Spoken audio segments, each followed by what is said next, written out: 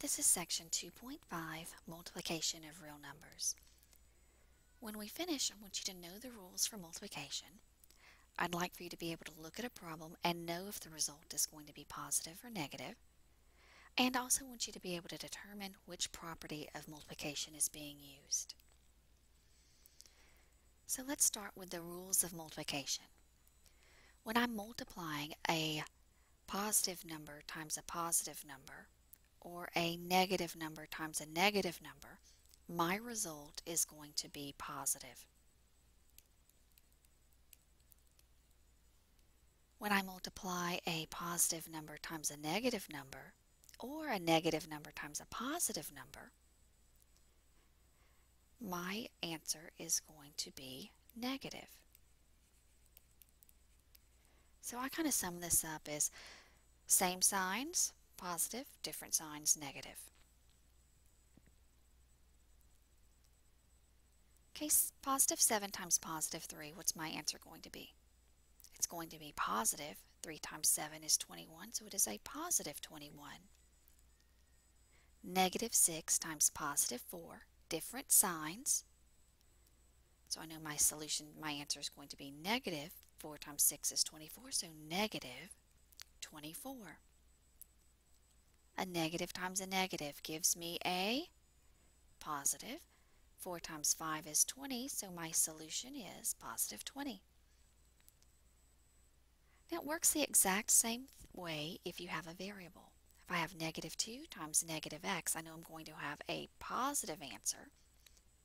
2 times x is just 2x, so I get positive 2x. Okay, now I'd like for you to pause the video, work these 4 problems, and then hit play again.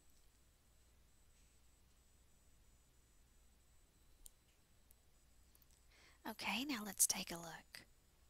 A negative times a positive give you a negative, so our solution here is negative 15. Negative times a negative gives you a positive. 6 times 5 is 30. Same signs again. 7 times 8 gives you 56. 4 times a negative x squared, positive times a negative, gives you a negative 4x squared. Now, how can we determine the sign if there are more than 2 terms? Well, let's take a look. I have negative 3 times positive 4, so that gives me a negative 12. Now, what's negative 12 times negative 2? Oh, that's positive 24. How many negative signs did I have? I had 2, so I'm going to write that 2 over here, kind of circle it. And let's look at this other one. I have 3 times negative 2. 3 times negative 2 gives me negative 6. I have negative 6 times negative 1 times negative 4. And negative 6 times negative 1 gives me a positive 6. Positive 6 times negative 4 gives me what? Negative 24. Now let's see how many negative signs we had over here. We had 1, 2, 3. Oh, so if I have an even number of negative signs, my answer is going to be positive. And if I have an odd number of negative signs, my answer is going to be negative. It's going to be really important later on. Okay, now I'd like for you to pause the video once again and determine if the solution is positive or negative. Remember how to write this exponent, negative 1 in parentheses to the 5th power. Okay, so let's take a look at these. When I have negative 1 to the 5th power, that means I have negative 1 times negative 1 times negative 1 times negative 1 times negative 1. How many negative signs do I have? Oh, I've got 5. Is that an even or odd number? It's odd, so that means that my result is going to be negative.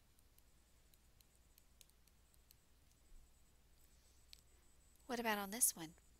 How many negative signs do I have? I have 2. I have an even number. So I know my result is going to be positive. So I'm going to write this one as 3, positive 3, n. Now remember, math people are efficient. They don't want to write n times n. What do we want to write? 3n squared. Now once again, how many negative signs do I have? I have 3, so that's going to be, it's an odd number of negative signs. So I know my final answer is going to be negative.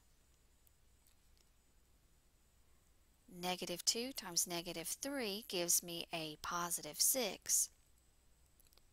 1/2 of 6 is 3, so my solution is, or my answer is negative 3. Let's count this one. 1, 2, 3, 4 negative signs. So I'm going to have a positive answer. How many x's do I have? 1, 2, 3, 4. So 4x to the 4th. Now let's look at the properties of multiplication. They're very, very similar to the properties of addition. We've got a couple of different ones though. Now the commutative property of multiplication says that the order that you multiply numbers does not matter. So a times b is still the same thing as b times a. 1 times 2 is equal to 2 times 1. The associative property tells me once again that the way I group 3 numbers to multiply doesn't matter. So it doesn't matter if I group a and b over here and multiply by c, or if I group b and c over here and then multiply by a. The identity property, once again, it's like looking in the mirror. Any number multiplied by 1 is going to equal itself. So you get the essence of what you start with. So a times 1 is equal to a. So 1 is kind of your mirror that you're looking through. The fourth property is called the property of 0. And that simply says that anything that you multiply by 0 is 0. A times 0 is 0. 200 times 0 is 0. So anytime you multiply by 0, your solution or your answer is 0. The fifth and final property that we're going to talk about today is called the property of opposites. And that just means if I multiply a number by negative 1, I'm going to get the opposite of what I start with. So positive a times negative 1 gives me a negative a. Positive 3 times negative 1 gives me a negative 3. Negative 3 times negative 1, I'm going to do the opposite of that, gives me a positive 3. So when you multiply a number by negative 1, you're going to get the opposite of the sign that you start with. Okay, so now I'd like for you to pause once again. You may need to look at your notes to do this, but I want you to name the properties that are being used. Okay, so for the first one, we have 5 times 1 is equal to 5. I get back the essence of what I started with. So I know I'm looking in the mirror. That's my identity. Negative 3 times 4 is equal to 4 times negative 3. That's the commutative property. The order that I multiply two numbers does not matter. Negative 3 multiplied by 0 gives me 0. That's the property of 0, because any number multiplied by 0 is always going to be 0. Now the property of opposites. Negative 6 times negative 1. My output over here is the opposite of negative 6, which is positive 6. This last one, negative 4 times 3, multiplied by negative 6, is the same thing as negative 4 times 3 multiplied by negative 6.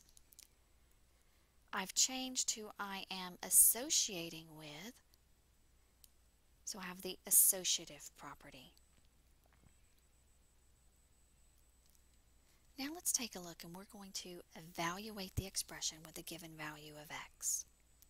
So I want to see what negative 4 times negative 1 times negative x is when x is equal to negative 5. So I have negative 4 times negative 1 times the negative of x. So for x, I'm going to plug in negative 5, but remember, I've already got this negative, so I've got to drop that down. So I'm going to have a negative 5. So let's clean this up a little bit. What's negative 4 times negative 1? Positive 4 times negative 5. Oh, this is the rule. Two wrongs don't make a right, but two negatives make a positive. So now I have 4 times what? 4 times positive 5, which is equal to 20.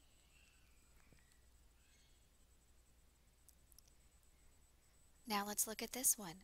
Same thing. 2 times negative x times negative x when x is equal to negative 7. 2 times the negative of negative 7, or the opposite of negative 7, and I've got that 2 times. There's another way we could do this to decide what our answer is going to be, positive or negative. 1, 2, 3, 4. Oh, I've got an even number of negative signs, so I know my answer is going to be positive. What's 7 times 7? It's 49. What's 49 times 2? 98. So I know I'm going to have a positive 98. Now let's do it the other way. We do this one in blue. So I've got 2 times positive 7, because 2 wrongs don't make a right, but 2 negatives make a positive. Same thing again. 2 times 7 times 7, still 98. Now this is the last one. I want you to go ahead and hit pause and do this one for me. Okay, so now I have a negative times negative 3 times negative 3. I've got an odd number of negatives, so I know my final answer is going to be negative down here. Negative 1 times negative 3 is positive 3. Positive 3 times negative 3 gives me negative 9. So negative 9 is my solution.